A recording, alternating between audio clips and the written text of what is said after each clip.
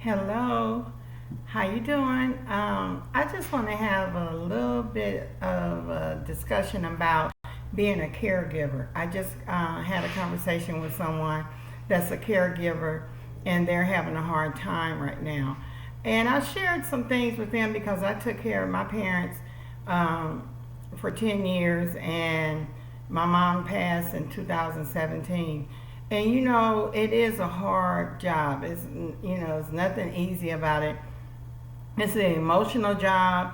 It is, but it's a job of honor. I want to say I was honored to be able to be that person that took care of my mom. Sometimes people, their perception of it is a little different. Being a person of color, we usually, if we don't have to, our parents don't go into nursing homes or what have you unless it's absolutely necessary. And sometimes it is. But I just wanted to give these few little tips about being a caregiver that I learned down through the years. So I just want, to share them with you.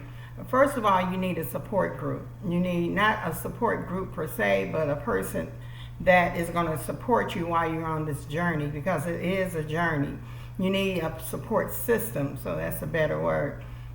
Someone that's going to be there, someone that you can talk to, someone you can vent, someone that can give you, relieve you from time to time, someone that can come over and just sit with you if this is the only thing you're doing. So you need a support system, and it needs to be a strong support system. Because you don't want to become bitter in the process. And I remember sometimes I would feel bitter, and then I would talk to someone and feel better. Because sometimes you just need to, vent or let it out, express how you're really feeling. The next thing I have, take breaks. Every so often, take a break. See if you can get someone to watch your loved one, to take a little break. It may only be a couple of hours, so you can go out and get your hair done, get a haircut, whatever it may be, just so you can go outside and have that time other than, running to, because when you're a caregiver, you make a lot of trips to hospitals, doctors, and what have you. So if you just have some time to kind of just take a break and have some you time, that would be great. It's surprising how much that helps. The other thing is, don't feel guilty. Don't feel guilty about those times when you feel like you're overwhelmed. You feel like, oh, how long is this going to be? How long? It's not that you want your loved one to pass or anything. It's like sometimes it feels so overwhelming until you're saying, oh my goodness, I really don't think I can go another day. I don't think I can really do this. So you have to really take the time to take those breaks. Don't feel guilty. Being a caregiver, when I was my mom's caregiver, she would start dealing with dementia, and then there were days that she would say things that were hurtful, and I'd be like, oh wow. But then you have to regroup, because it's you understand that it's not her. It's not the person that you grew up with. It's not the person that that something is going on in their mind that's causing them to demonstrate something different. So you have to, we have to make sure that we don't feel guilty. We don't feel, we don't get bitter or what have you. The other thing is, have a sense of humor. I have a sense of humor. I like to laugh. I like to crack up. I like to carry on, make jokes or what have you. My mom had a great personality, a great sense of humor.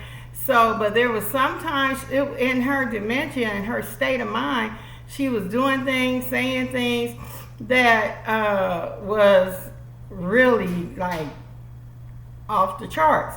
And so I had to really understand where she was coming from, and sometimes I had to laugh. Being a caregiver, sometimes you can be tearful, laughing, fearful, giggling, all at the same time. And people might say, oh, you're a little crazy, but it's just what it is. one particular time, and I'm going to try to be quick with this. One particular time, she woke me up like 4 o'clock in the morning, and I had to go to work. But that wasn't the real issue. It wasn't that she used to do that often or what have you. She woke me up and she was screaming my name in bed because I'm thinking she's having some other episode. She's sick or something is going on. So I jump out the bed and I go to her bed. I slept in the room with her because she would have, some episodes from time to time. And so she jumped out the bed. I jumped out the bed. And she was just screaming my name, Deborah, Deborah, help me. And I'm like, oh, okay, what we gonna do? What's happening? And she was like, you gotta help me now because this is hurting so bad. So my thought was, okay, what's really going on? And I'm saying, is it your stomach? At first I started from her head on down. Is it your head? Is your back? Is your whatever? She said, no, you have to, it's my stomach. You have to help me push this baby out. I was like, huh? And it's like 4 o'clock in the morning, and my 80-something-year-old mother is saying, I need to help her push a baby out.